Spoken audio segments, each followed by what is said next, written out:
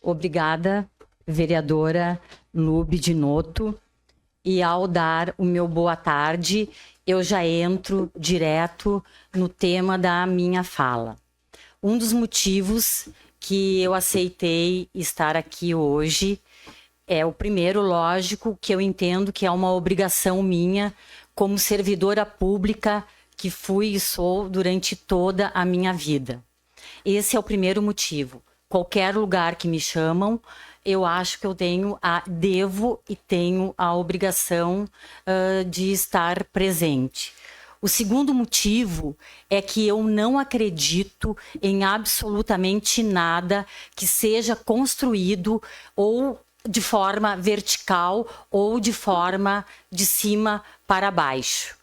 E uma conferência livre ou uma conferência municipal é uma construção horizontal, que nós estamos todas no mesmo patamar.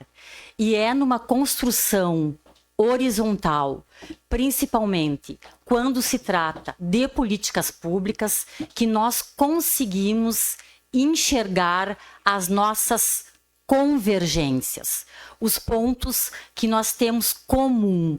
E isso é fundamental de nós construirmos, principalmente em regiões como a fronteira oeste, onde nós temos uma tradição de individualismo e não de coletivismo e de comunitarismo. Então, hoje é uma oportunidade que nós temos de compartilhar, de partilhar. E todas essas oportunidades que temos de compartilhar e de partilhar, eu estou dentro de forma incondicional e absoluta. Mas, como eu estava dizendo, numa conferência como essa, nós não temos somente a oportunidade de encontrarmos as nossas convergências, os nossos pontos comuns, que isso é fundamental numa comunidade e numa sociedade que se quer livre. Mas também nós temos a oportunidade de encontrarmos as nossas diferenças, as nossas divergências. Por que eu falo isso? Porque primeiro o patriarcado, quando ele se estrutura, e ele leva séculos para se estruturar, esse patriarcado moderno, esse patriarcado que nós conhecemos hoje, mais ou menos 3 séculos, ele inicia no século XVI por aí e se estrutura no século XVIII, ele criou a ideia de uma essência de mulher, como se a mulher fosse um ser universal, único. E posteriormente ao patriarcado, juntamente à Revolução Francesa, porque as mulheres participam da Revolução Francesa, só que elas não têm vez, elas participam assim como nós participamos hoje dos partidos políticos, fazendo campanha, mas sem espaço dentro dos partidos e sem espaço dentro dos espaços de poder e decisão. As mulheres ficaram fora da Revolução Francesa e ali começou o movimento feminista. E o movimento feminista branco também ele criou uma ideia de uma mulher universal. Só que nós não somos universais. Nós temos as nossas diferenças. Dentro das mulheres existem vários tipos de mulheres. As mulheres brancas, as mulheres negras, as mulheres deficientes, as mulheres lésbicas, as mulheres trans, as mulheres bis. Então, quando nós pensamos em políticas públicas e construir políticas públicas, nós temos que ter todo esse cabedal na nossa cabeça. Mas isso não é um conhecimento técnico. Isso é um conhecimento que todas nós devemos de ter. E para nós conseguirmos elaborar essas políticas públicas com base nessas diferenças, apesar da nossa Constituição ter como norte o princípio da universalidade, que depois eu vou me deter mais nele, ele implica também o princípio da equidade.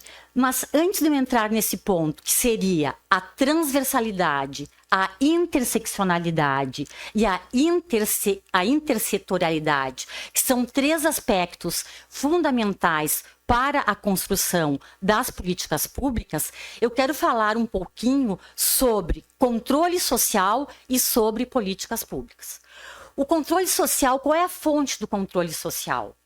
Qual é a fonte dele? É a nossa Constituição de 1988. Nós tivemos a Constituição de 1824, depois a Constituição de 1891, a Constituição de 1934, que trouxe o voto feminino. E aqui eu quero fazer uma parte para nós termos bem presente como é importante a nossa mobilização e a nossa pressão.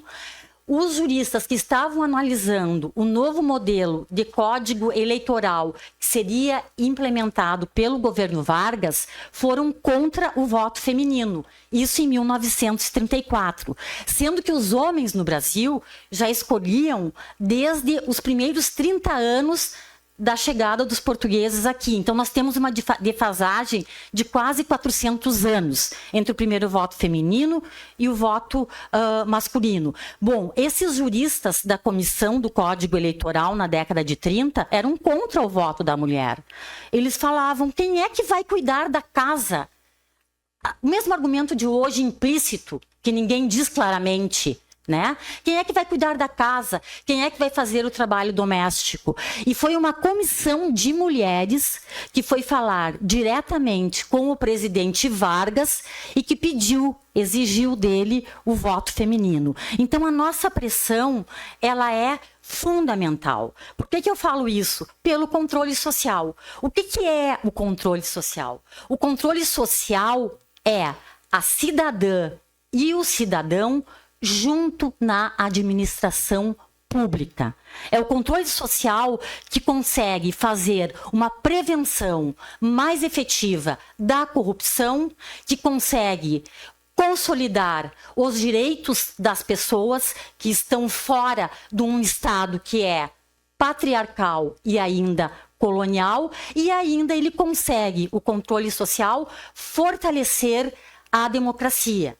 Mas por que meio que se dá esse controle social? Ele é facultativo, ou seja, o prefeito, a prefeita, o governador, a governadora, o presidente, a presidenta pode escolher ter um conselho ou não ter um conselho? Não, porque a fonte do controle social é a nossa Constituição de 1988, como eu estava dizendo, eu parei na de 34, e depois da de 34 teve a Constituição de 46, depois teve a Constituição de 67, depois a Constituição de 1988, que é considerada a Constituição mais democrática, que é conhecida como a Constituição Cidadã, e essa Constituição, ela foi construída na sua maior parte por emendas populares. Inclusive, naquele momento, nós tivemos o lobby do batom que forçou o artigo 5º que diz que mulheres e homens são iguais.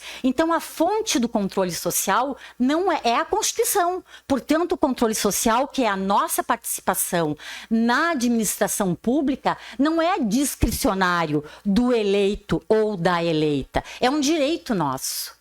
E quando nós temos essa ideia do direito e quando nós temos a ideia da importância da construção coletiva de cima para baixo das políticas públicas, esse direito, ele deixa de ser um direito e passa a ser um dever.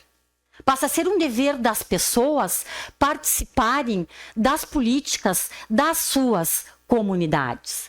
Como se dá o controle social? O controle social se dá principalmente por 4 formas. Pelos conselhos municipais de direitos, e aí entra a nossa necessidade de em um primeiro momento, nós termos ativo no nosso município o Conselho Municipal dos Direitos da Mulher.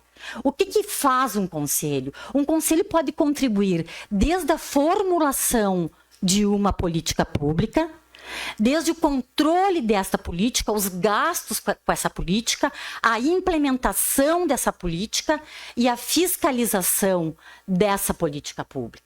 Então, os conselhos são fundamentais.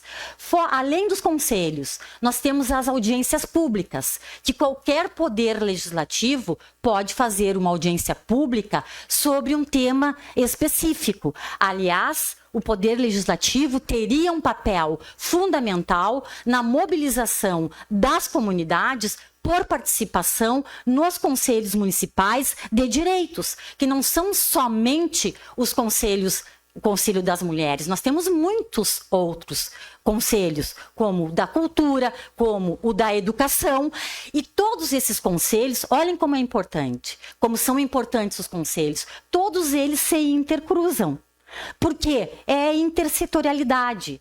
Porque uma política pública, por exemplo, para uma mulher, ela é um problema, para as mulheres, é uma questão complexa, certo? Concorda? É uma questão complexa.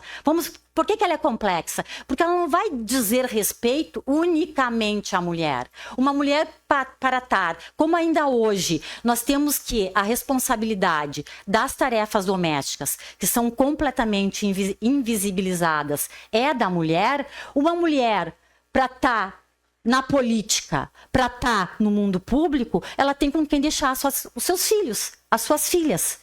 Porque a mulher produz a vida, né? Ela reproduz a vida e a produção se dá fora ali. Então, quem é que vai cuidar dessa criança? O nosso último Plano Nacional da Educação fala na obrigatoriedade de creches de 0 a 6 anos. E nós temos essas creches nos 5.570 municípios do Brasil? Não. Né? Uma das grandes demandas, eu não vejo, por exemplo, como nós libertarmos, como a mulher ter autonomia, independência econômica, independência emocional, financeira, que é outra coisa, liberdade e poder nos espaços de decisão, se nós não tivermos uma rede de apoio. E essa rede de apoio, ela não passa só, por exemplo, por uma Secretaria de Políticas Públicas para Mulheres, ou por uma Coordenadoria de Políticas Públicas para Mulheres. Ela passa por vários outros setores, desde a saúde, a educação, geração de renda, infraestrutura, né? Para vocês verem assim, ó, vamos falar um pouquinho sobre a questão do... Nós temos a maioria do foco do programa Bolsa Família e depois do auxílio emergencial, que é um foco socioassistencial, são de mulheres. São mulheres que recebem o Bolsa Família. Foram mulheres que receberam o auxílio emergencial. Então, elas tiveram uma renda. Mas e quando nós olhamos para o cenário político, aonde estão essas mulheres? Nós não enxergamos. Nós não enxergamos. Se vocês forem olhar todas as câmaras municipais do Brasil, nos municípios, os poderes legislativos no Estado, o poder legislativo no Distrito Federal, a Câmara Federal e o Senado, nós não chegamos a 20% de mulheres. A primeira lei de cotas é de 1995, ela foi facultativa e ela foi para as eleições de 1996. Depois ela se tornou obrigatória, entre aspas, porque foi uma sugestão, só foi ser obrigatória mesmo em 2009, os 30%.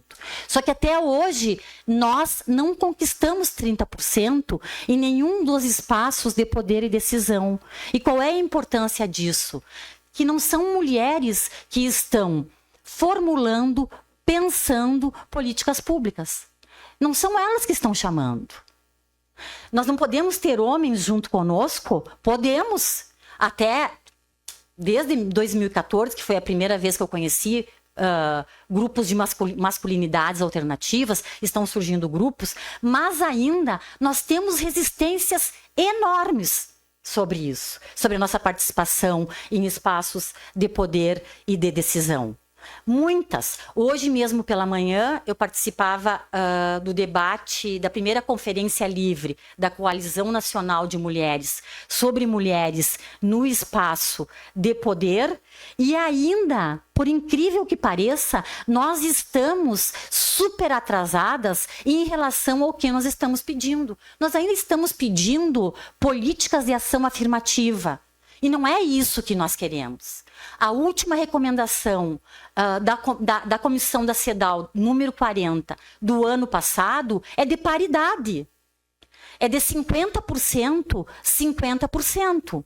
E isso não apenas nos espaços de poder, nas câmaras, por exemplo. Isso também dentro dos partidos políticos, em qualquer lugar. Porque nós temos que estar ali. Nós somos 52%, como disse a vereadora Lubidinotto, da população. Mas é onde nós estamos. Então é necessário que o Poder Legislativo, principalmente o Poder Legislativo, juntamente aos conselhos, porque o Poder Legislativo não é só fiscalizar. Né? O Poder Legislativo também ele tem essa capacidade e esse poder de fomentar a discussão na comunidade. Por exemplo, é mais fácil que o Poder Legislativo do que o Tribunal de Contas, que é o meu órgão, que era um órgão de controle institucional.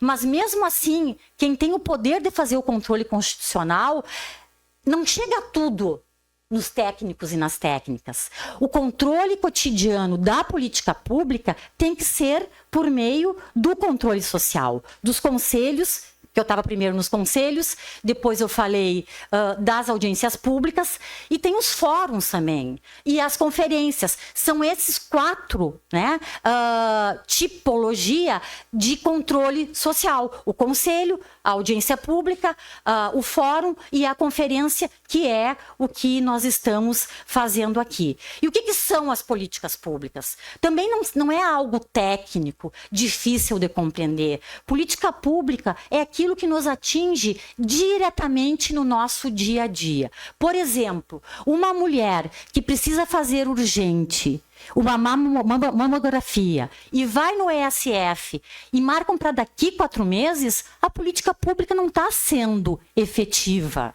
Uma mulher, isso em qualquer município do país, né? Por isso que eu disse antes que uma conferência é onde nós encontramos pontos comuns e pontos divergentes.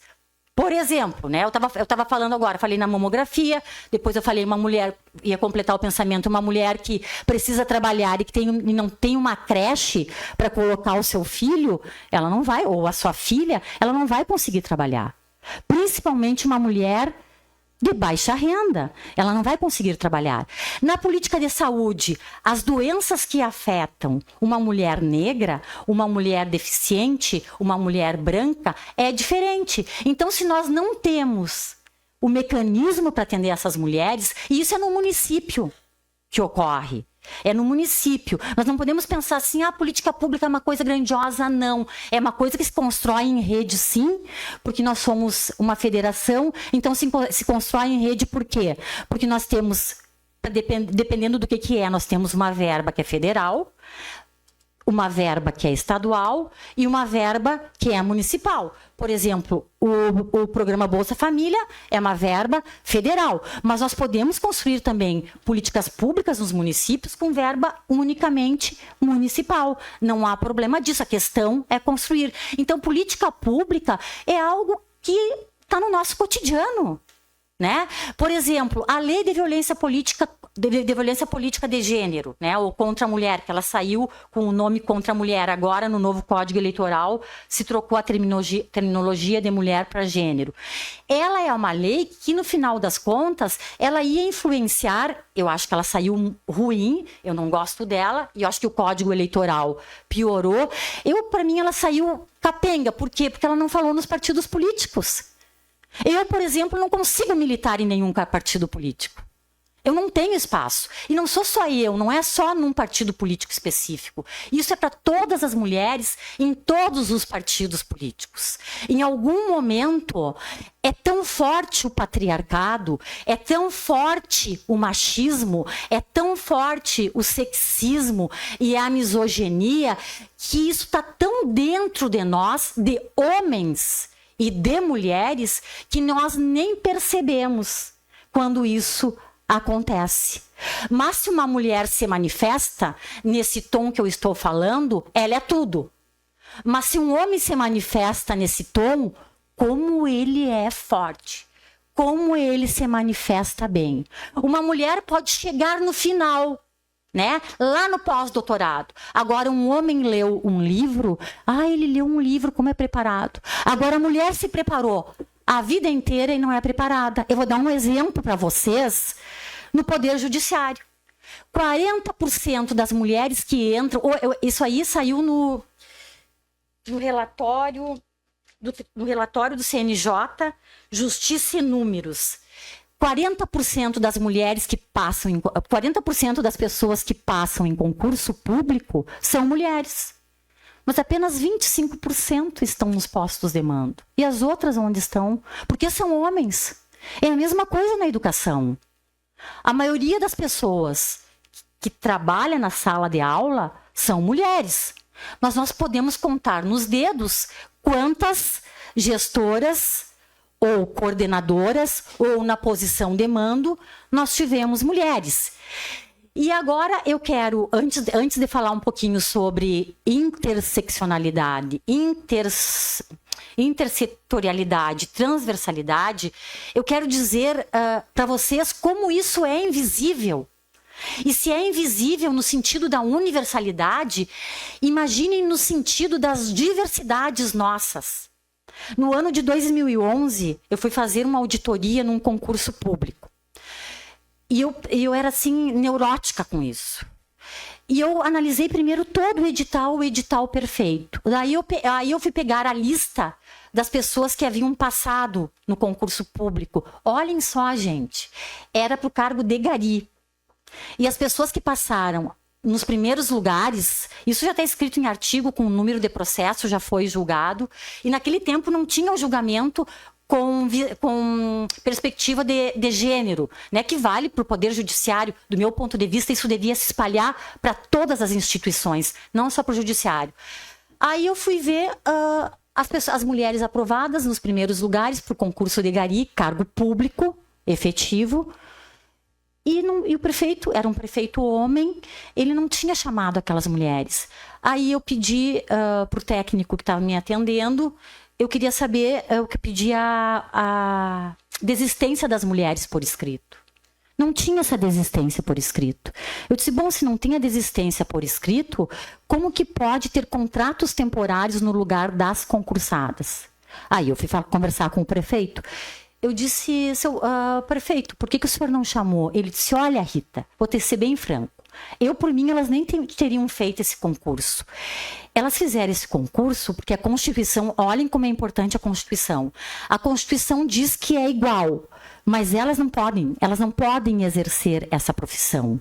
Elas nem sabiam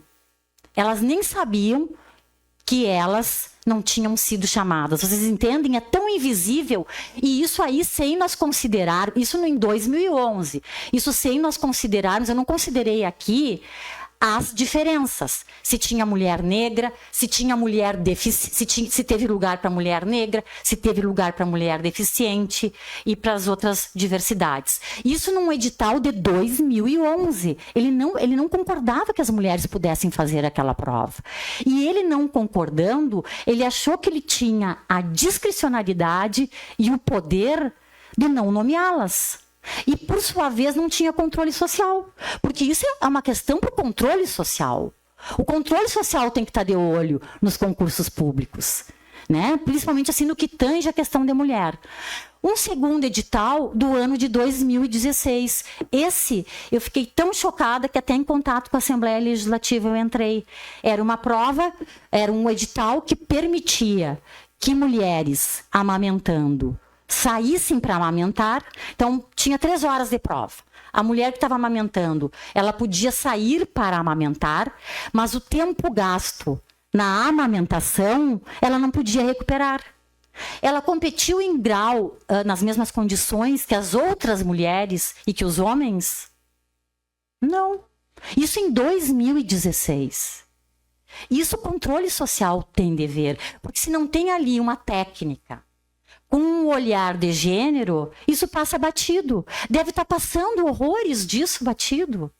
Horrores disso, né? Então, eu comecei a perceber e começou a me dar algo dentro de mim que me inquietou muito. E que não foi me colocar como mulher, juntamente com vocês, no lugar de vítima. Mesmo que nós sejamos vítima, agora nós não podemos nos vitimizar, porque se a gente se vitimiza, nós acabamos sendo cúmplice e não indo para a luta. Tem que ir para a luta de qualquer jeito. Os homens falam, dão um discurso patriarcado, sem terem se preparado uma vírgula. A gente se prepara 2 semanas e acha pouco. Se prepara 4 semanas e acha pouco. Nós temos de ir do nosso jeito. Nós precisamos ir do nosso jeito. Então, são várias questões que nós precisamos atentar para desconstruir, inclusive, dentro de nós, o patriarcado. E nós precisamos estar atentas, muito atentas, para o controle social, que é a nossa chance. Por exemplo, eu estou tendo chance de falar isso aqui, mas eu não sei se eu teria a chance de falar em algum partido político sobre isso. Eu não sei se eu teria a chance. E nós temos grandes dificuldades no Brasil, porque quando nós construímos as listas, elas são abertas, né? Então, por exemplo, quando nós construímos as listas do mínimo 30 para um sexo e o máximo 70 para os outros, eu posso garantir para vocês que a grande parte dos 30% são homens que colocam ali para garantir os 70%. E a gente tem que falar isso. Porque se a gente não falar isso num ambiente como aqui, dentro dos partidos políticos, eu não consegui falar. Sendo que o meu perfil não é nem um perfil de ir disputar uma política, o meu perfil é técnico. Tanto que no primeiro momento que a Lu Bidinotto me chamou, a vereadora Vânia também já me chamou numa outra ocasião, eu nem questionei. Eu vou. Eu nem questiono quando me chamam. Eu vou. Porque, como eu disse para vocês, eu tenho a obrigação de ir. Por isso que nós temos que urgentemente compreender os conceitos, primeiramente, de interseccionalidade, que é um conceito que vem do feminismo negro. E ele não é uma cisão. Ele é uma oportunidade que nós temos de construir políticas públicas levando em conta os diversos tipos de opressão que ainda a nossa sociedade tem. Principalmente a questão racial, a questão de gênero / sexo e a questão de classe. Nós também podemos, em alguns lugares do Brasil, levar a questão étnica. Inclusive aqui nós podemos considerar esses 4. É isso que é a interseccionalidade. É isso que é a interseccionalidade. É tu conseguir enxergar que a opressão que eu, como mulher branca, sofro, ela é uma. A opressão que uma mulher que está ao lado e que é negra, ela é dupla.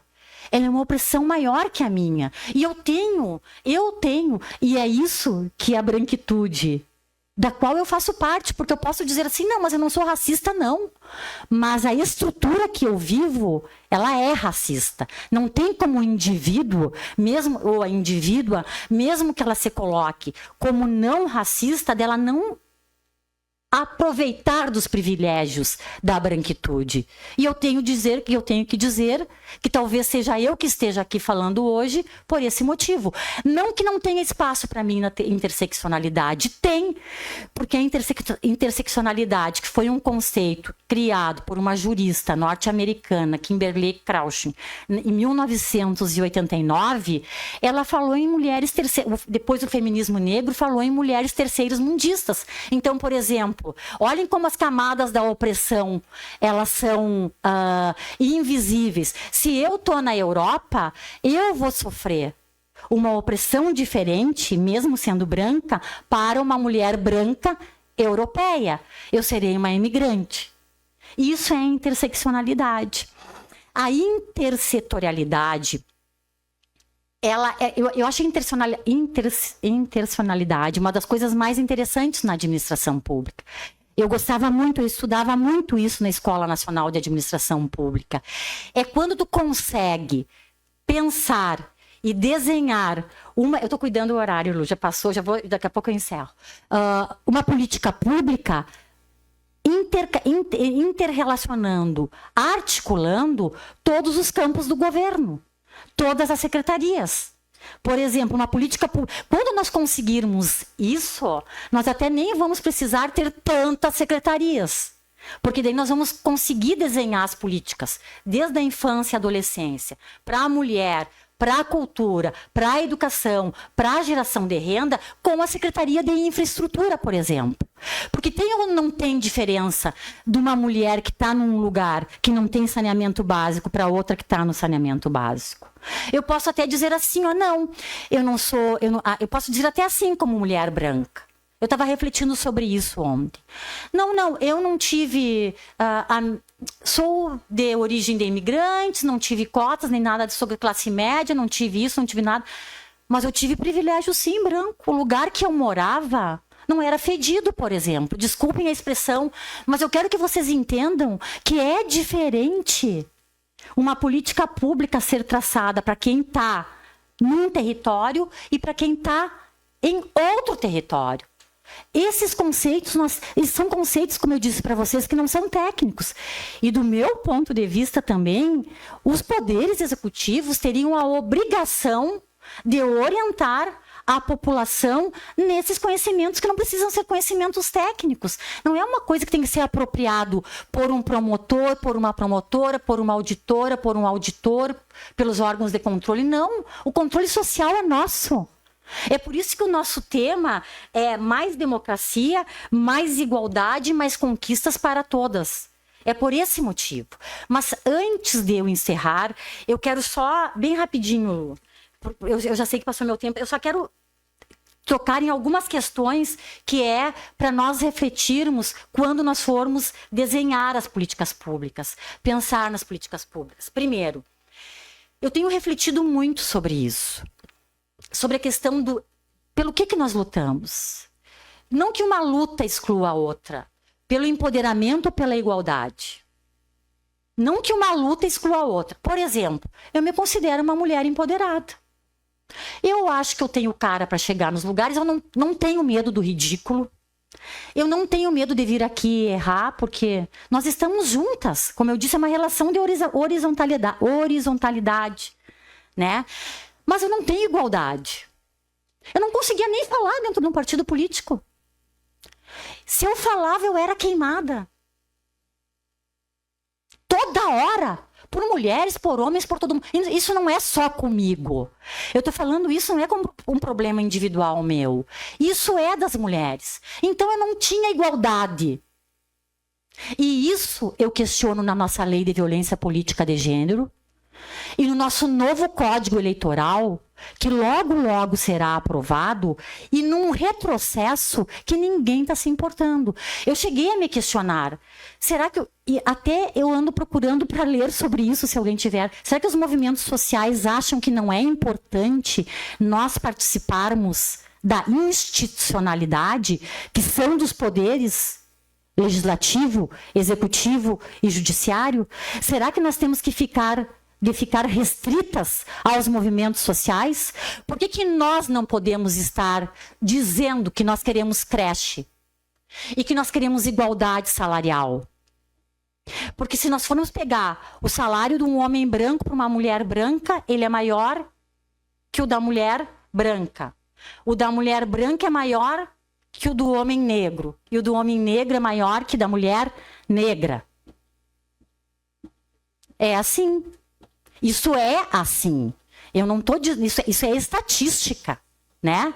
Se nós formos olhar, como eu já disse no início para vocês, nas câmaras de vereadores, nada. Nós não temos... É rara a exceção ter mais de 2 mulheres. Se nós formos olhar as listas, não sei quais são as mulheres que estão ali, que estão ali para ganhar a eleição. Elas estão ali, como eu disse, para garantir os 70%.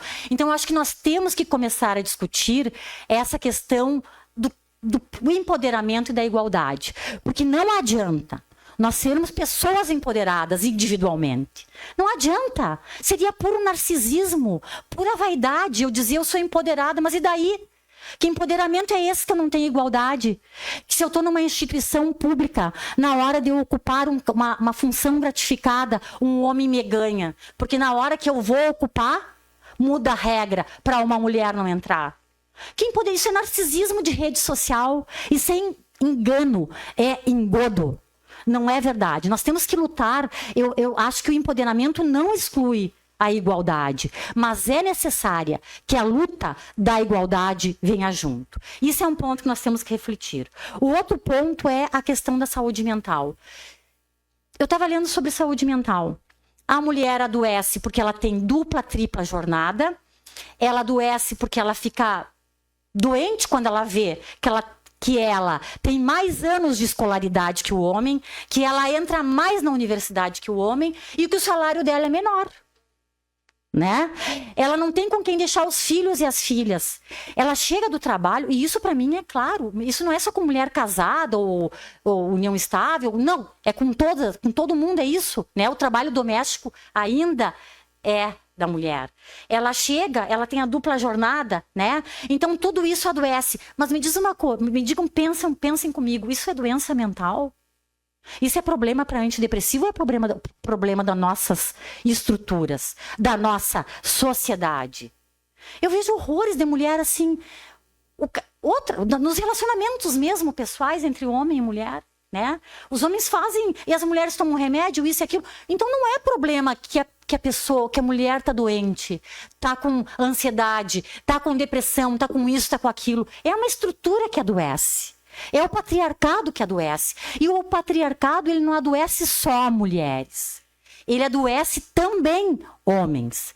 Eu tenho convicção que assim como os 300 anos de escravidão, né?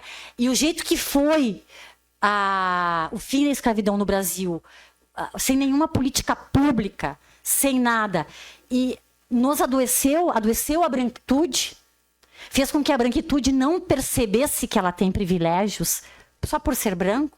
O patriarcado também adoece os homens. Eles deveriam conseguir, como eu disse, tem vários grupos de novas masculinidades, novos jeitos de ser homem.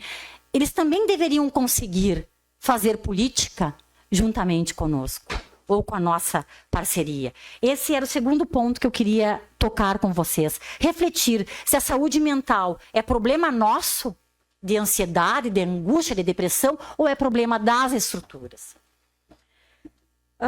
O terceiro ponto, que é que eu me dei conta, aí foi que eu me aprofundei mais, é que quando nós pegamos, por exemplo, editais de concursos públicos, pegamos como se estrutura a administração pública, como vem a política pública, que nós percebemos o quanto o Estado brasileiro, e é por isso que eu volto a dizer que o lema hoje é mais democracia, mais igualdade, mais conquistas para todas, enquanto como o Estado brasileiro ele ainda é patriarcal e colonial. Ele é patriarcal porque ele não tem mulher. E ele é colonial porque ele vive como se fosse, ele está estruturado como se ele fosse ainda no tempo da escravidão. Onde estão as pessoas negras? As mulheres negras, os homens negros também, né? Então, quando eu começava a pegar edital e via que não tinha não absorvia, né? Ou quando eu analisava as políticas públicas no município, que depois eu me dediquei a analisar as políticas públicas de educação, de saúde e das mulheres, não tinha nada disso. Absolutamente nada. Eram políticas prontas, de cima para baixo e sem a participação do controle social. Então, esse era o terceiro ponto que eu queria deixar para a gente refletir. O quarto ponto, que para mim ele é fundamental e hoje, ainda bem que só agora não, tardiamente, os movimentos sociais começaram a falar, é na função social da maternidade. Não dá para querer que a vida continue se só as mulheres cuidam das crianças, se só as mulheres cuidam da casa e das tarefas domésticas. Nós não podemos continuar assim, porque nós vamos continuar privilegiando uma parte que está no mundo público, porque vocês imaginem, como é que o homem vai para o mundo público? O homem vai para o mundo público porque ele tem uma estrutura material e emocional, que nós não temos. Muitas mulheres são azucrinadas e impedidas pelos homens para irem para o mundo público. É tão importante ter alguém, né, para passar a roupa, para lavar a roupa, para ele sair às 6 da manhã e voltar às 3 da madrugada e estar com a cama arrumada, isso aí é importante para o mundo.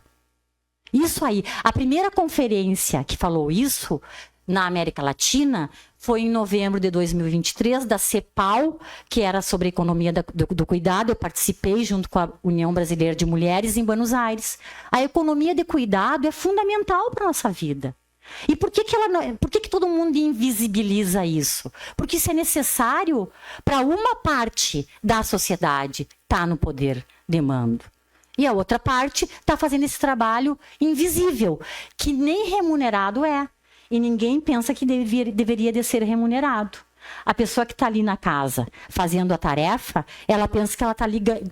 Não sei se ela imagina que ela possa estar a pessoa, né, em troca da comida, em troca de um lar. Então é importante nós pensarmos nessa questão, que toda a sociedade ela é responsável pela criança. Por isso a importância das creches.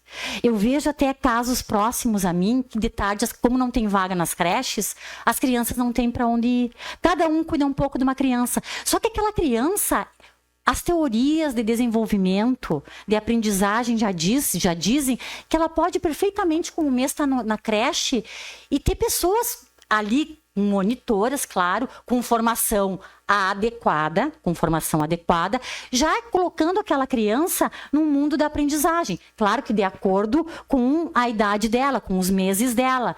Então, tudo isso é possível, tudo isso existe. Isso está lá no Plano Nacional de Educação. Por isso que as políticas públicas se intercalam. Eu não posso pensar que a função da maternidade é unicamente da mulher. Isso aí seria muito apostar dizer que a mulher é um ser unicamente biológico e que o homem sim é um ser da cultura que vai para a sociedade e transforma.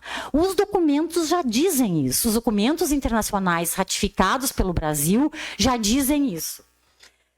Depois eu queria falar, só para encerrar, né, num outro momento eu trouxe aqui tudo explicadinho, como que vai ficar o novo Código Eleitoral. Num outro momento eu posso passar para as vereadoras. Eu me dediquei todo o mês de junho, os dias inteiros, só a estudar, e eu estou impressionada com o retrocesso. Hoje nós temos, pela legislação de 2009, a obrigação de 30% na lista para concorrer, o que eu já acho pouco. Eu já acho que nós temos que parar de falar de cotas de ação afirmativa e temos que pedir paridade 50%, 50%. Como é que vem um novo, né? Como é que vem o novo Código Eleitoral?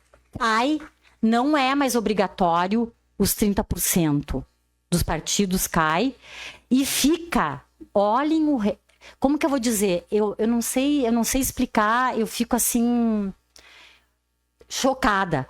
E fica 20% de obrigatoriedade nas cadeiras. Se não se elege 20%, vai ter uma técnica de substituição de homem por mulher, mas por 20%. Quando que nós vamos atingir a paridade, a igualdade? Nunca. Nós nunca vamos atingir. E o novo Código Eleitoral, ele vai sair assim. Vocês sabem qual é que está sendo... Tem polêmica no Código Eleitoral, são 3 polêmicas, mas não é essa. Por isso que eu me pergunto, será que os movimentos sociais, os movimentos de mulheres, não estão atentos a isso ou pensam que não é? Porque pode ser, né, que haja movimentos, haja entendimentos de não participar da institucionalidade. O que eu particularmente não concordo. Eu acho que nós temos que referendar a nossa Constituição, que ela é a Constituição cidadã, e temos que achar canais, formas de participar da institucionalidade. Então, o código vai sair assim. A polêmica do código está entre a questão da quarentena, da fake news e do voto impresso, que são polêmicos, são temas mega polêmicos. Mas ninguém está falando dessa questão das cotas. Nós nunca vamos atingir a paridade. E a lei de violência política de gênero, como eu disse, ela era para ter sido uma cópia da lei modelo de violência política de gênero. Eu também tenho, posso passar para as vereadoras, eu comecei a estudando isso, depois hoje meu tema está um pouquinho diferente desse, mas era a ausência de representatividade de mulheres nos espaços de poder e de decisão. A lei modelo da Organização dos Estados Americanos, ela é top. Por que ela é top? Porque eu também entendo que não tem como a gente criminalizar todas as condutas. Inclusive, eu tenho uma postura muito particular no direito penal, que é abolicionista. Eu sou totalmente abolicionista, mas não vem ao caso isso. Mas a lei modelo, ela traz na questão política as infrações administrativas que os homens podem cometer e que não causariam uma ida lá para o direito penal, mas ficariam restritas ao âmbito administrativo. E eu acho que teria que ser mais ou menos isso. Vocês sabem aquele caso que teve há uns 2 anos atrás de um presidente de uma Câmara que cortou a palavra de uma mulher? Lembram? Ela ali não entenderam, as instâncias entenderam que não era violência política de gênero. Eu também entendi que não era. Mas eu entendi que era machismo. E que aquele homem que tinha cortado a palavra dela deveria ficar pelo menos 3 semanas sem se manifestar. Assim como ela ficou. Tem que ter, e a lei modelo de violência política de gênero da Organização dos Estados Americanos traz essas possibilidades, que a nossa lei não abarcou, mas o Brasil é signatário, era para a nossa lei ter abarcado, mas não abarcou. Assim como a nossa lei não abarcou, por exemplo, a participação das mulheres nos partidos políticos, nos sindicatos e assim por diante. Né? Então, eu quero concluir dizendo aqui para vocês, né, juntando uma questão da interseccionalidade, da intersetorialidade, da transversalidade, que nada sobre nós sem nós. Inclusive, em qualquer espaço.